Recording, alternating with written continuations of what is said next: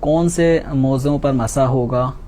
اور کون سے موضوع پہ نہیں ہوگا، پھر مسح کرنے کا طریقہ کیا ہوگا، مسح کرنے کا فائدہ ہمیں کیا حاصل ہوگا، اور ہم کب تک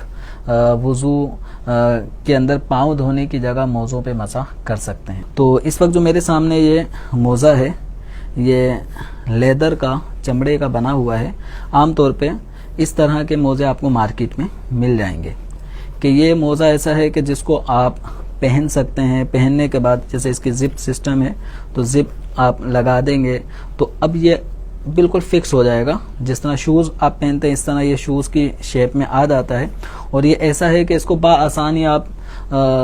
اس کو پہنے بھی سفر کر سکتے ہیں، چل پھر سکتے ہیں، یعنی یہ جوتے کا کام بھی آپ کا، چپل کا کام بھی آپ کا یہ دیتا ہے۔ جو اس وقت میرے ہاتھ میں موزہ، یہ موزہ ایسا ہے کہ جو موزے پر مسح کرنے کے جو شرائط ہیں ان کے مطابق یہ بالکل درست ہے، تو اس پر مسح کیا جا سکتا ہے۔ اور ایک جو عام طور پہ ساکس ہوتے ہیں، یہ نارمل سردی یا گرمی میں بھی لوگ پہنتے ہیں، ٹھیک ہے، اور سردیوں میں بالخصوص اس کو بھی پہنا جا رہا ہوتا ہے، شوز میں بالکل اس کو استعمال کیا جاتا ہے۔ یہ والے جو موزے ہیں ان پہ مسح کرنا، یعنی وضو میں پاؤں دھونے کی جگہ اس پہ گیلا ہاتھ پھیر لینا،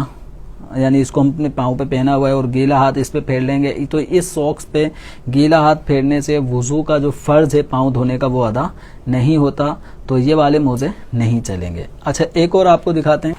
تو یہ والا جو موزہ ہے، یہ چونکہ اس کو آپ پہنیں گے تو پہننے کے بعد یہ ٹخنے سے نیچے ہی رہتا ہے، تو اس لیے ایسا موزہ کافی نہیں ہے۔ اس کے لیے جو آپ کو پہلے دکھایا ہے یہ والا موزہ کہ جس کو پہننے کے بعد ٹخنے چھپ جائیں، ٹخنوں کا چھپنا ضروری ہے، اور ٹخنے عام طور پہ اتنے اوپر ہوتے ہیں جو ہڈی ہوتی ہے، تو اس سے اوپر بھلے یہ جتنا بھی ہو لیکن کم از کم اتنا ہونا ضروری ہے کہ ٹخنے اس میں چھپ جائیں اور اس کو پہن کے بآسانی چلنا پھرنا آسان رہے۔ اب یہ جو موزہ کسی نے پہننا ہے تو کب پہننا ہے، کب مسح کرنا ہے، تو سب سے پہلے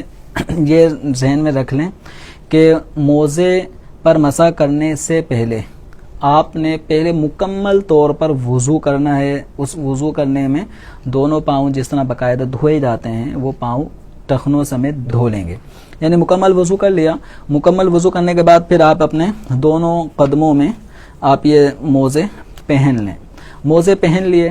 اب موزے پہن کر اب آپ کا جو ٹائم ڈیوریشن ہوگا تو وہ مقیم شخص یعنی جو اپنے شہر میں مقیم ہے اور مسافر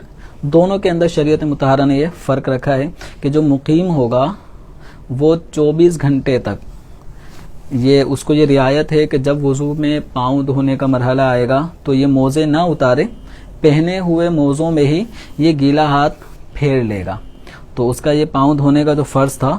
وہ ادا ہو جائے گا۔ اچھا جو مسافر ہے، مسافر کے لیے شریعت مطہرہ نے 3 دن اور 3 راتیں یہ وقت مقرر فرمایا، یعنی اس کو آپ یوں سمجھ لیں کہ یہ 72 گھنٹے تک اس کو یہ رعایت حاصل ہے۔ اب یہ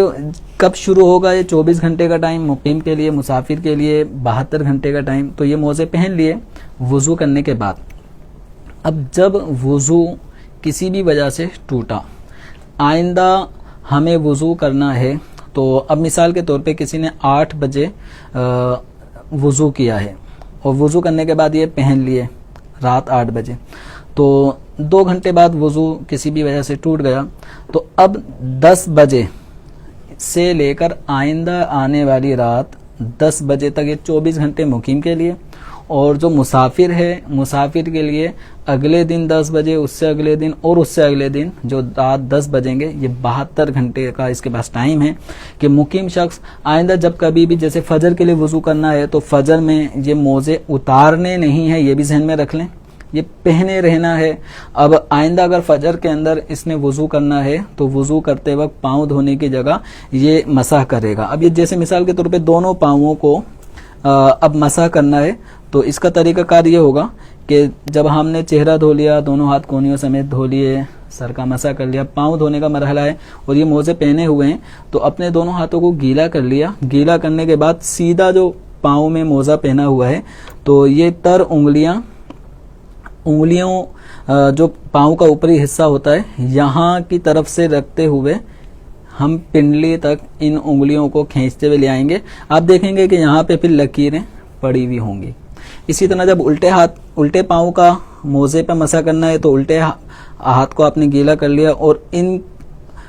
اس ہاتھ کو یوں پھیرتے ہوئے آئیں گے تو یہ انگلیوں میں جو تری ہے وہ آپ کو نظر آئے گی کہ یوں اس طرح یہ تری باقاعدہ موزے پہ نظر آئی. اب اس میں پورے موزے پہ یوں ہاتھ پھیرنا یہ ضروری نہیں ہے, صرف اوپری حصے پر ہی گیلی انگلیوں کو پھیرنا ہے. اس طرح سے ہمارا یہ مسح ہو جائے گا. تو اب کسی نے موزے پہن لیے اور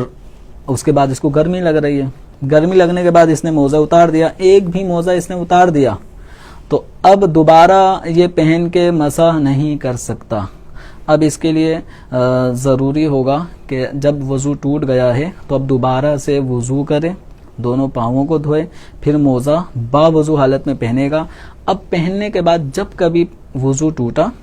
اس وقت سے مقیم کے لیے آئندہ 24 گھنٹے تک, مسافر کے لیے آئندہ 72 گھنٹے تک شریعت نے یہ رعایت رکھی ہے کہ یہ موزے نہ اتارے, پاؤں نہ دھوئے, پاؤں دھونے کے بجائے یہ موزوں پر مسح کرے بتائے ہوئے طریقے کے مطابق.